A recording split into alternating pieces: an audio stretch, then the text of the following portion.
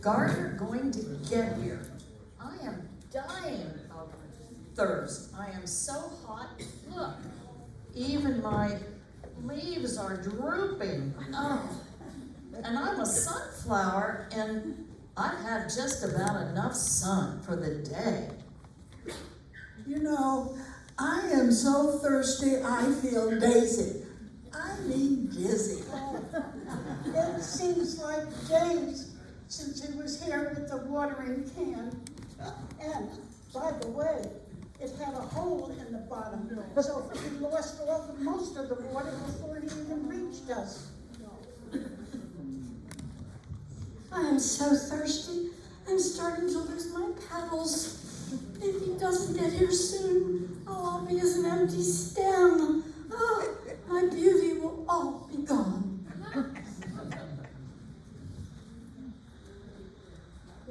Well, look who finally showed up. Yes, I finally showed up.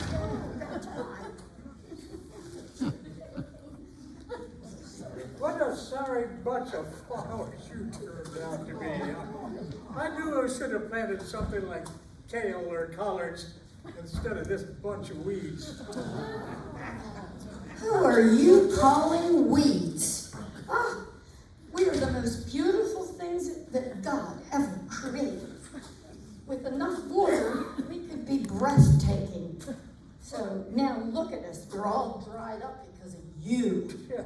Well, you wouldn't even get it.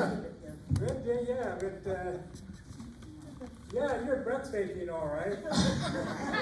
You wouldn't even get vegetables without us. You need our sweet nectar. Wait.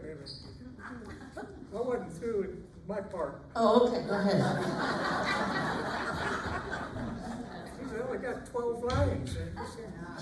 Just screwed me out of 6 of them. Well, Frank, at least Yeah, you're getting yeah. screwed. Yeah, you're breathtaking, all right. Yeah, I can hardly breathe. Think about it, weeds can survive anywhere. Should have planted tomatoes, at least I'd have something to eat. Well, not without us, you couldn't. No. You need our sweet nectar to help you get pollinated.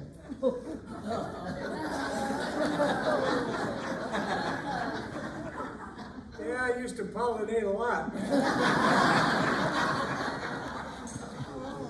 Didn't stunt my growth either. Gardner, do you know why we plants use, let's see, what is that? Photosynthesis?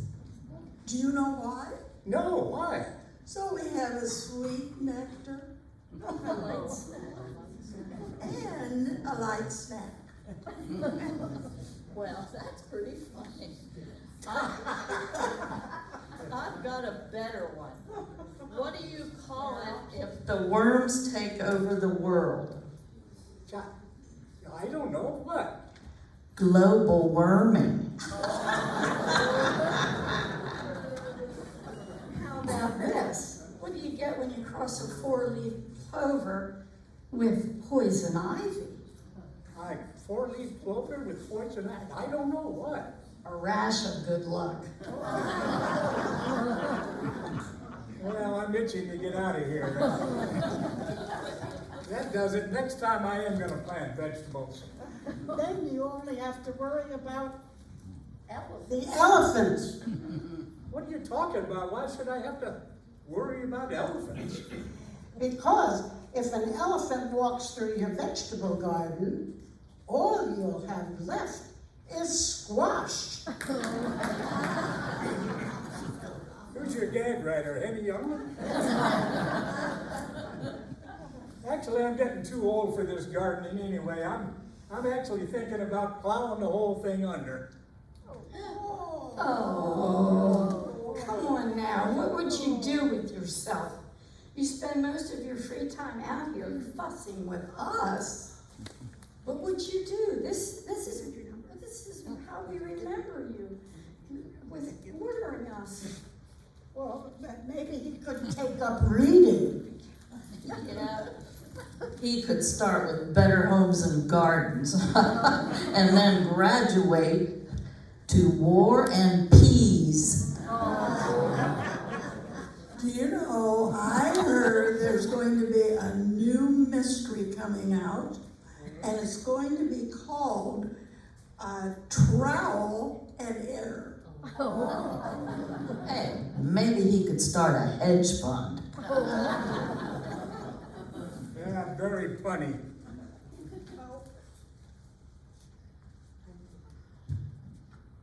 Let's go, dear. It's almost time. You know, oh boy. You have to go get cleaned up. You know, the truck has already left, and we will be leaving soon. But I haven't said goodbye yet. Oh, the flowers don't care. You know, they can't hear you, and they can't talk. Oh, don't say that. I sing to them sometimes. They'll get their feelings hurt. Stop, just stop. You know, if the kids hear you talking to the flowers, they will send you straight to the dementia hospital instead of the Marigold Manor, the retirement community that they picked out for us. Marigold Manor. Why should they have anything to say about where we live? It's my life, mine and yours. Yeah, well, you know, it's too late because the house is already sold and the money's in the bank. And so you better get going, get dressed, and I'll be up in a minute.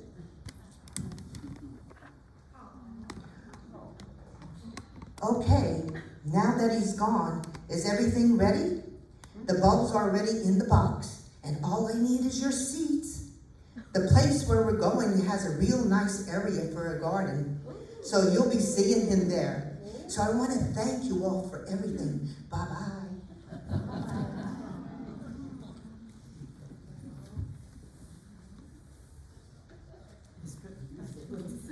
I am now re-entering the garden with a pair of simulated garden shears. I'm starting to cut the flowers to take with me because Mother's Day is only 2 days away. How about if I sing you a few songs before we have to move into Marigold Manor? Would you like that? Yes, very much. Mrs. Brown, you have a lovely walker. I'll get by with a little help from defense.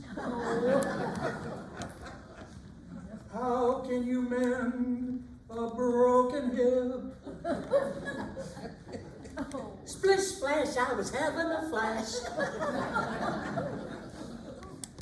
I can't see clearly now. Once, twice, 3 times to the bathroom.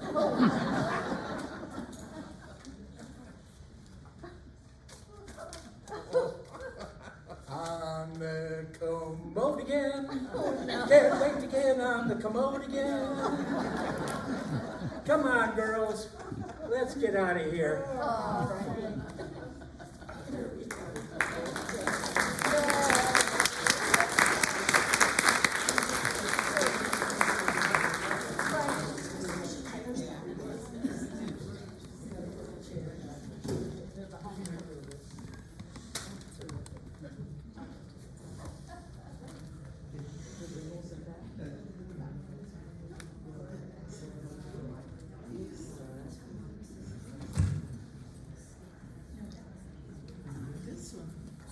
All right, I hope you enjoyed our Regency Oaks Acting Company.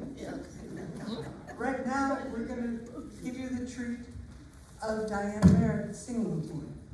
She's going to sing her mother's favorite song, okay?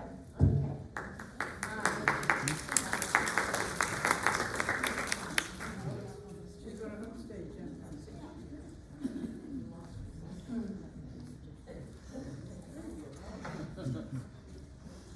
When I fall in love, it will be forever, or I'll never fall in love world like this is. Love is ended before it's begun, and too many moonlight kisses seem to cool in the warmth of the sun. When I give my heart, it will be forever, or I'll never give my heart.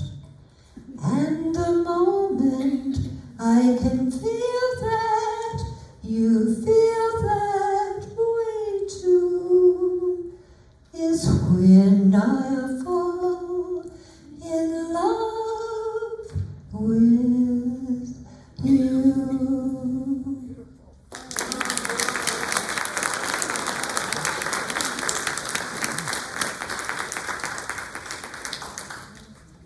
Thank you so much, Diane. We're going to do another skit for you. This one is called Bad Mother's Hall of Shame, okay? In this number, and a little bit in the other one too, you may start to notice some new faces. We've got several new actors, relatively new residents to the community, and I think they're having as much fun as the rest of us old-timers are, so. All right? So, let's open the curtain and get you guys up here. Okay.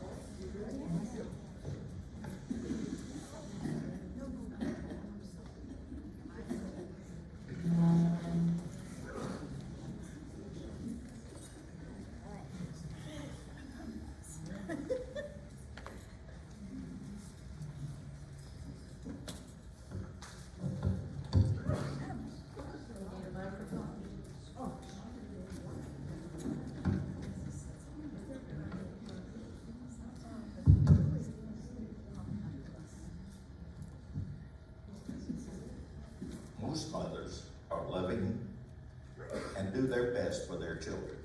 But let's face it, some mothers are truly terrible. Close to your mouth, please. Children's literature has enshrined some awful mothers. These women can be called WME, worst mothers ever. But there's another side to every story. Each of these famous moms will have a few minutes to speak on their own defense. Then the audience will decide which one will be called WME 2024. The first one is Mother Goose.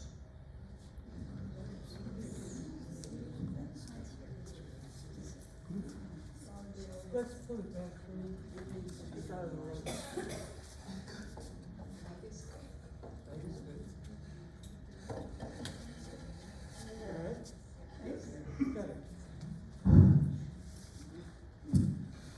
I am Mother Goose, that famous Mother Goose who wrote these darling little tales for virtually every child that we were and every child that we have. But before I begin, I have to tell you quite honestly, I have a bee in my bonnet, not a real bee. I am so upset. Imagine this. 3 months ago, I received an invitation inviting me to this event to commemorate mothers. And I thought, finally, after several eons, I am being recognized for the great children's author that I am.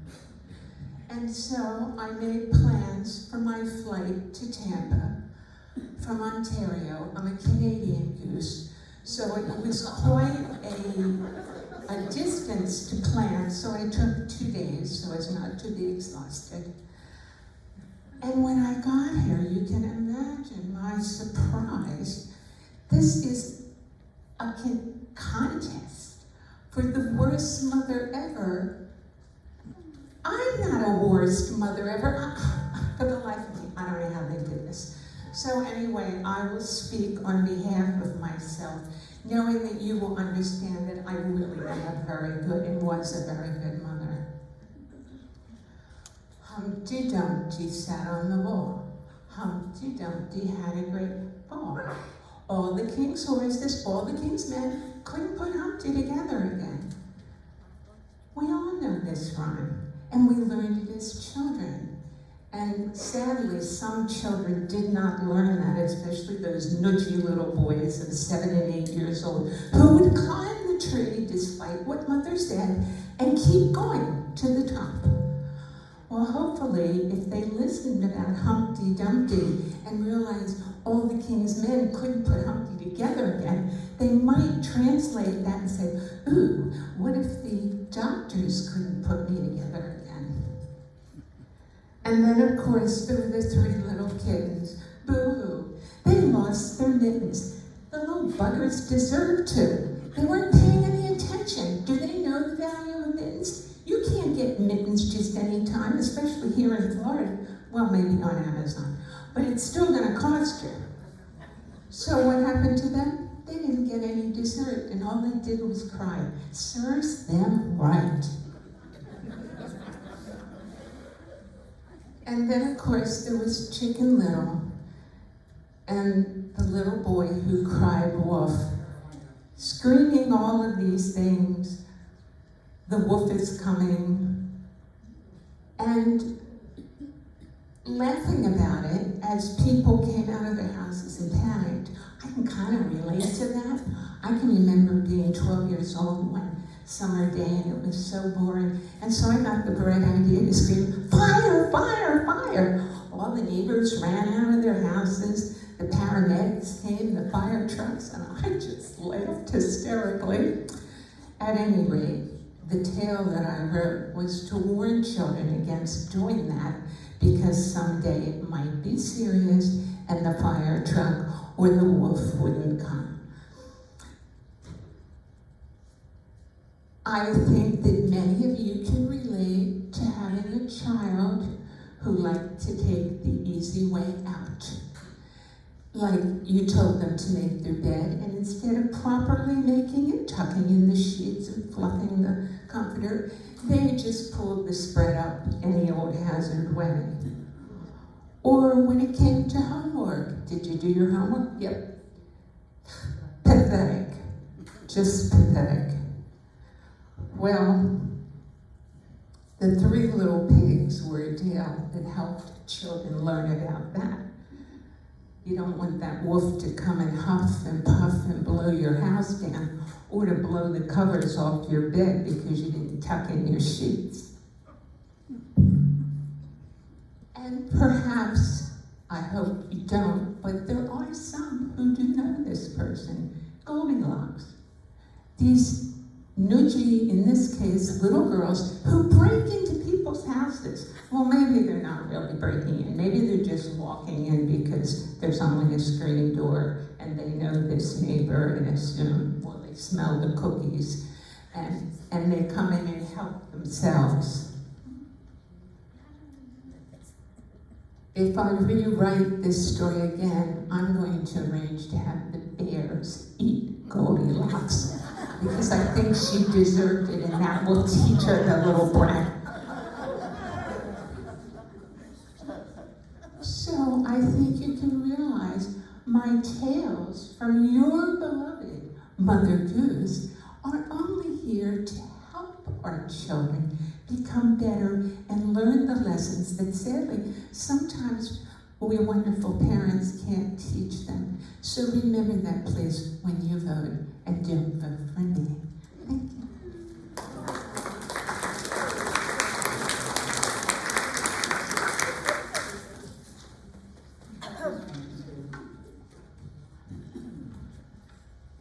Thank you, Mother Dukes. Now that was well said. Next, I'd like to introduce to you to someone we all know. She is the old woman who lives in the shoe. Thank you.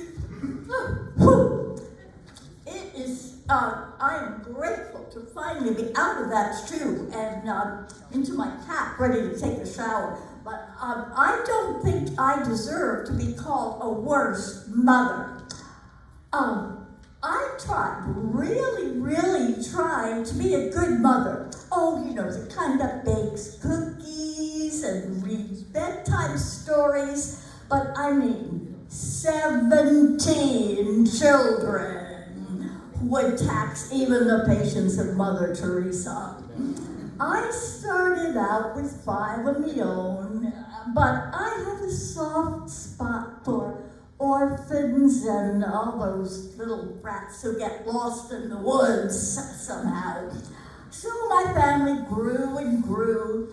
The laundry alone was a full-time job.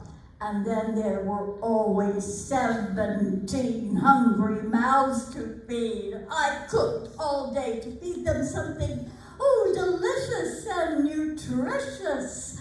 How did they respond?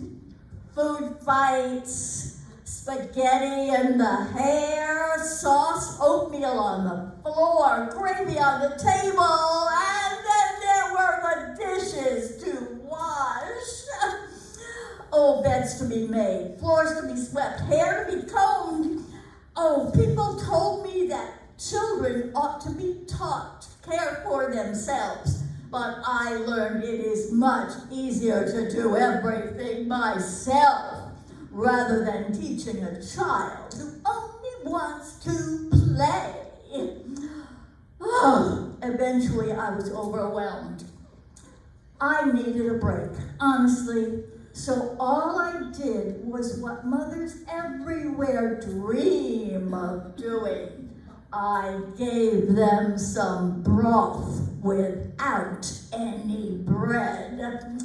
I then spanked them soundly and sent them all to bed. I think I'll leave them there until they grow up.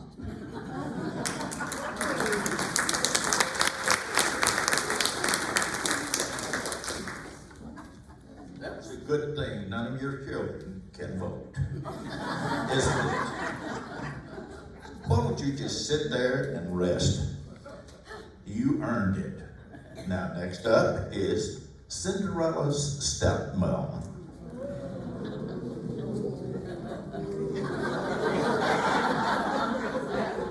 I didn't even get started yet. Well, I better put my glasses on. I would like to thank the judges for finally recognizing me, even if the nomination is a huge mistake. That awful stepchild of mine got her story out before I realized I should have been the one who was telling this tale. Just because she's sweet and blonde, she's been able to convince the world that she was so badly mistreated. That is so untrue. I was simple, young widow with 2 adorable daughters when I met Ella's father. You see, Cinderella seems a long name to say, so I just call her Ella. We were so in love, you know, and eager to create a family around 3 lovely daughters. We had no sooner moved into his house when he up and died. There I was, broken-hearted, alone in a strange land, mistress of a huge, drafty old house, and 3 girls whose life had been upended. Ella likes to say she was treated like a servant. But you know, she grew up in that house, so I thought it was only natural that I would put her in charge of it. Unfortunately, the servants my husband had hired didn't stay. I think they only didn't like her bossiness. You know, she could be like that sometimes. If I treated her like a servant, She only had herself to blame. While the other girls were learning how to be ladies, we had to meet and entertain our new neighbors. But Ella knew them all, so she, wasn't sort of included. I had lovely gowns made for the girls, and Ella was welcome to wear them as long as they fit her. But she kept saying they were too big. But she told the reporters that I made her wear rags. And part of it is true. I insisted that she wear old clothes while she was doing the housework, but they certainly weren't the rags. And then, to top this all, there was a story she made out about not being allowed to go to the ball. The invitation was sent to the whole family.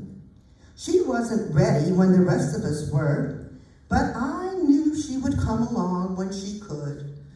And I was right, wasn't I? She was lovely that night, but let's face it, unnaturally blonde hair, her baby blue eyes, and a button nose, and a petite body. Of course she looked good, she always did, when she wasn't lurking in the shadows. The final betrayal was that nonsense about the glass slipper. You know she left it behind on purpose, don't you? Just to make a big splash. She left it for the prince to find. And I tell you, the palace press office made a big deal out of that afternoon. They focused on poor little Cinderella to divert attention from the shallow, obsessive prince who scoured the kingdom for the owner of that shoe. Well, it's turned out she married that foolish man. He deserved her. Being a stepmother to that combining little girl was so terribly, terribly hard.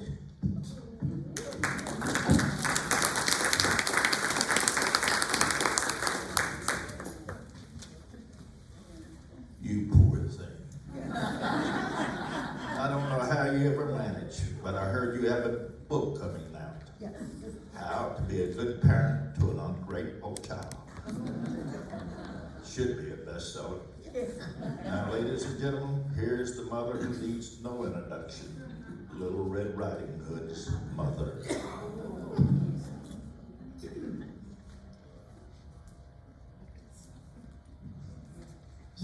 I really appreciate you all noticing me, since in this story, I'm only an incidental character. Everyone knows that the wolf was the villain, not me. Everyone, that is, except my daughter, Red. That's her name, Red. She insists that I'm the real monster, and that I should have never sent her alone into that forest to my mother's house. So that means it was all my fault. Well, we'll let you judge. Here's what happened that fateful day. I knew the old lady was sick, and I knew she wasn't feeding herself properly. So I made up a basket of her favorite foods, and I even baked her favorite cookies. And we got all ready, and then at the last minute, as we were ready to leave, I sprained my ankle, and I couldn't walk. What else could I do? Well, I had to send Red. Now, at the time, she was very excited to be having her first solo adventure. And she was anxious to wear the new riding hood I had just finished making for her. I'd love to show it to you, but somebody's gonna have to help me because I left it on my chair over there. It's red, but not because of her name. It's red because when she wanders off in the woods, it's easier to spot her that way. Anyway, I packed up the basket.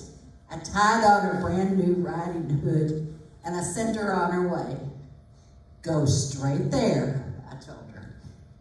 Stay on the path. That wolf is lurking out there, and he is very dangerous. But Red ignored my advice. She wandered off the path to pick some flowers for her grandmother and got herself lost. Well, then when the wolf found her, she actually talked to him. I have told her never to speak to strangers. Oh, but then again, she was lost. Well, anyway, the wolf pointed out the proper path to Granny's house, but then he ran ahead of her and got there first. And from what I'm told, it was horrible what he did to my mother. And then he tried to trick my daughter with his wolfy ways. Oh, I don't know what would have happened if the woodsman hadn't heard her screaming.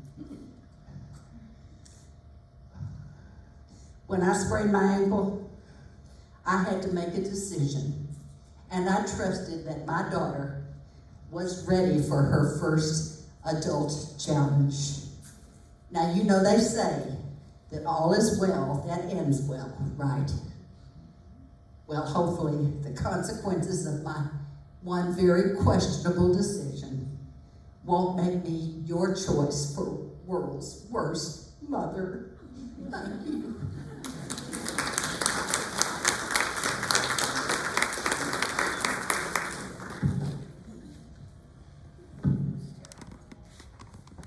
I hope your ankle is feeling better.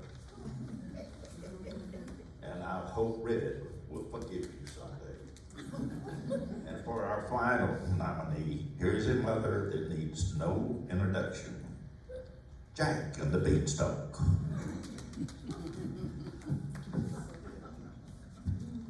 Well, I agree. These other mothers are among the worst mothers ever. But I don't think I belong in their ranks. I was poor, a single mother, trying to provide for a young boy and myself. Hard times. I did my best to teach Jack the ways of the world, but between you and me, my son was not the brightest candle in the room. My son was rather muddle-headed. Take, for instance, if I sent him out in the garden to dig for food, something to eat, he would bring back a flower, or a shell, or something else useless like a worm. Nothing we could eat. Eventually, we only had one scrawny cow left. And I told Jack to take that cow to the village market that Thursday. He was to sell that cow for at least 3 gold coins, nothing less. Did he?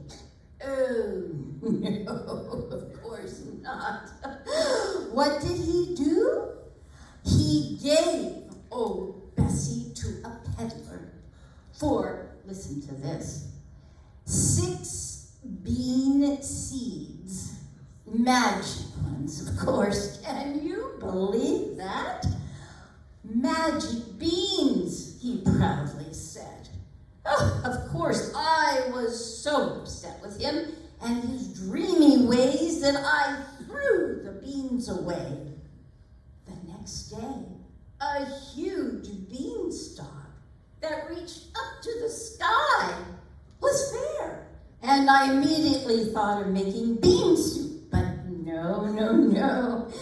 Jack climbed that damn stalk up into the sky, up into the clouds. He returned with a goose. A goose! Can you imagine that? Well, I was ready to cook the goose, but it produced an egg, a golden egg. I tried to crack it, but it wouldn't crack.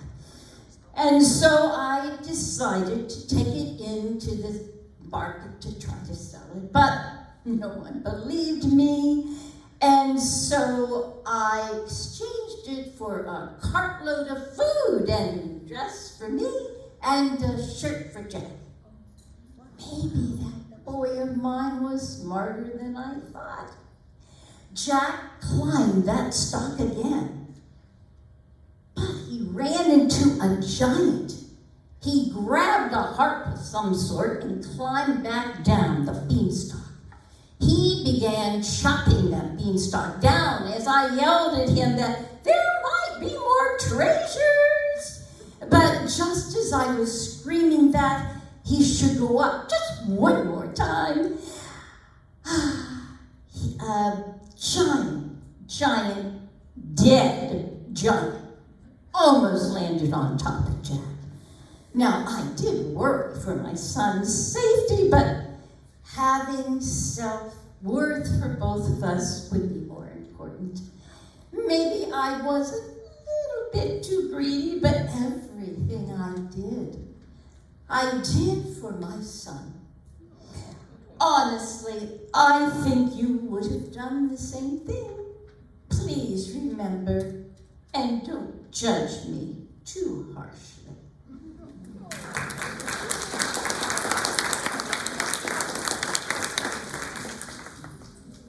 Well, there you have it. Five legendary women who have given a good excuse for their behavior. Do you believe any of them? Now we're going to show of hands and pick out a winner for the world's worst mother. Number one is Mother Goose.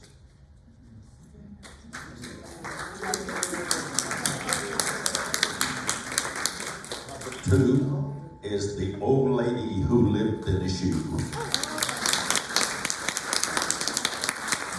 Number three is Cinderella's stepmother. Number four is Little Red Riding Hood's mother. And last is Jack and the Beanstalk's mother. I believe we have a winner in Cinderella's stepmom.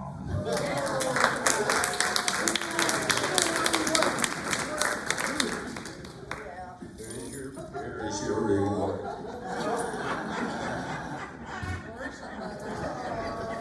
Thank you.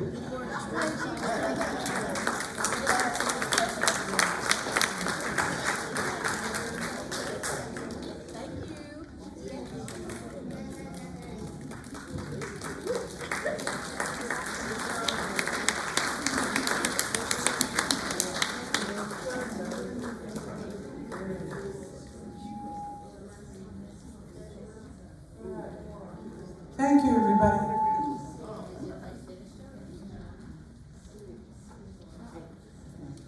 Thank you, everybody. I hope you enjoyed that little skit. Now we have a poem being read by Jean Maverick. How do I know my youth is all spent? Can't hear it. How do you know my youth is all spent? My get up and go, got up and went. In spite of it all, I'm able to grin when I think of all the places my get up has been. Old age is golden, I think I've heard said, but sometimes I wonder as I crawl into bed, my ears in a drawer, my teeth in a cup, my eyes on the table until I wake up. As sleep dims my vision, I say to myself, is there anything else I should lay on the shelf? But nations are warring and business is vexed, so I think I'll stick around and see what happens next. When I was younger, my slippers were red. I could kick up my heels right over my head. When I was older, my slippers were blue. But still, I could dance the whole night through. Closer, you have to change the mic. Try this one. Let's get it.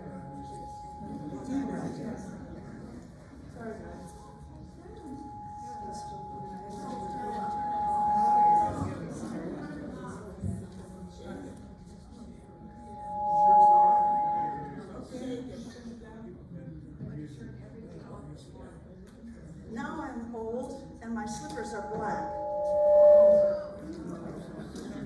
I huff to the store and I puff my way back.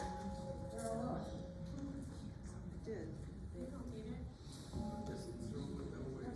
But never you laugh, I don't mind at all. I'd rather be huffing than not puff at all. I get up each morning and dust off my wits. I open the paper and read the obits. If I'm not there, I know I'm not dead. So I eat a good breakfast and go back to bed.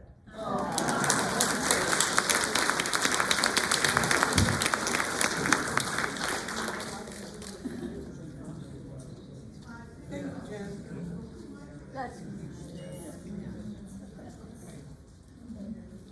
Thank you, Jen. I appreciate all that. We have one final skit for you tonight. We need a couple of minutes to set the stage up a little bit, so be patient with us, and we'll get it taken care of, okay?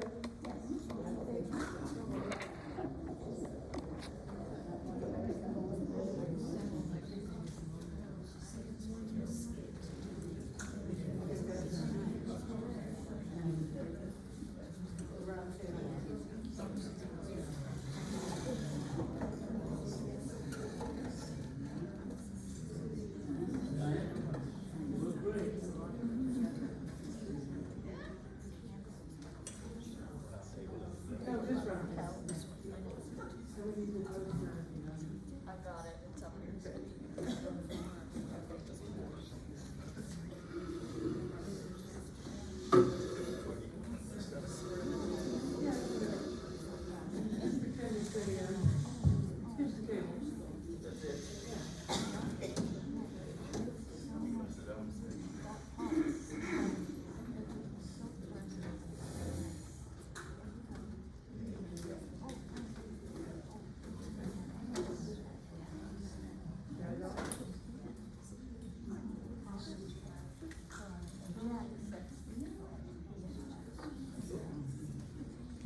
All right, the title of this particular piece, now it's too quiet, is Toaster Intelligence.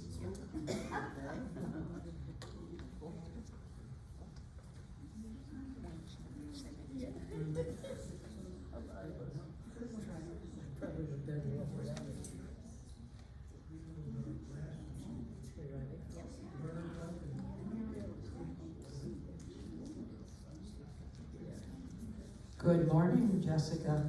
Oh my goodness. I'm never going to get used to a talking toaster. Yeah, use the microphone. Yeah, that's what you think. Good morning, Try it. Jessica. Can you hear me with this microphone? No. No, and it's on. No. Hello? No. Want to sing a dance? Okay, let's try this one. It's on mute. Oh, Well, maybe that's one. that's all right. It says mute. Here. I have a big enough mouth, I don't think. Can you hear me now? Yeah. Good for you. Shall we start over? Yes.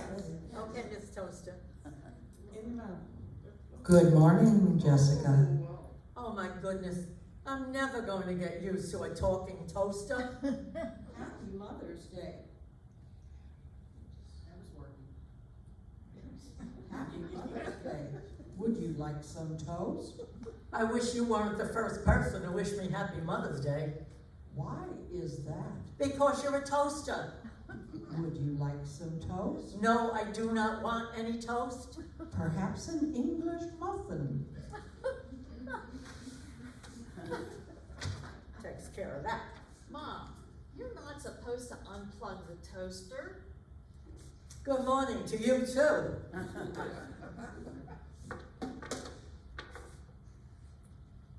Oh, and Happy Mother's Day. What? It's my toaster, isn't it? Sure. But it's meant to be left on. That's how it learns. Wait, I have to turn the page. You just have to wait a minute.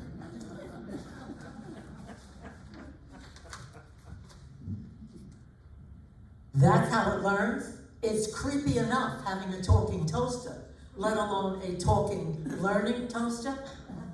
Well, artificial intelligence in the toaster analyzes your behavior so that it can predict your moods and then offer you toast at the most opportune times. That's what AI is. You're telling me that it listens to my conversations so that it can offer me toast? At the opportune time. I have been designed to predict your toast needs by analyzing your mood, voice, and behavior. Now, is that not creepy to you? If you find this voice setting unsettling, you can choose from a list of celebrity voices. Would you prefer Gordon Ramsay shouting at you while you eat toast? Certainly not. Perhaps Gwyneth Paltrow could scold you for eating gluten. No, Mom, you're being such a boomer. I'm not a boomer, and I know what that means too. Toasters cannot predict human behavior anyway. Okay, fine. Let's test it. Exactly how? Toasty, if I was to attempt to throw out this almost empty bottle of ketchup, how would my mother react? Why would you throw that out? There's plenty of sauce at the bottom of the bottle. That's the perfect amount for someone's dinner. I don't sound like that. You don't? Okay, Toasty. What if I went shopping and came home with a new outfit? What would my mother say? A new outfit, love? Do you really need a black top? What about something in blue? You loved blue as a child. Stop that! Perhaps some toast instead? No! That sounds like something my mother would say. Okay, genius toasty thing. If I were to ask Katie how her day was, what would she say? Mom, I don't have time to answer your questions right now. What? I don't always sound like that. I don't care, Mom. Toaster, if I were to ask Katie what she wants for dinner, what would she say? I don't care, Mom. I thought I'd make that maple syrup Dijon chicken dish you like. Seriously, I don't care, Mom. But I like that dish. I do care. Is that really what we sound like? Sometimes. Is that what I sound like? Sometimes. I do get busy with school stuff. I know, sweetheart. There is still sauce in that bottle. Yeah, but it takes a half an hour to get it out. Although there is enough for somebody's dinner. I'm not throwing it out. Mom, I don't mean to sound disinterested talking to you. I just get focused on my own stuff. And I don't mean to sound so Negative. Is that really what you think? No, but sometimes it really feels that way.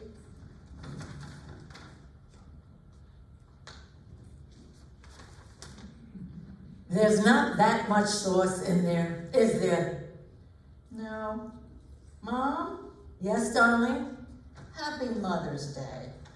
I know I don't always say it, but I really am glad God gave me a mother who cares about me and cares what I'm doing and hopes that my day is going well, even if I'm a brat sometimes. Lots of times. But I love you, sweetheart. I do think, though, that you look great in blue. Aw, you two are so sweet. Can I offer you some toast? No. Hey, shall we unplug it? You bet. Okay.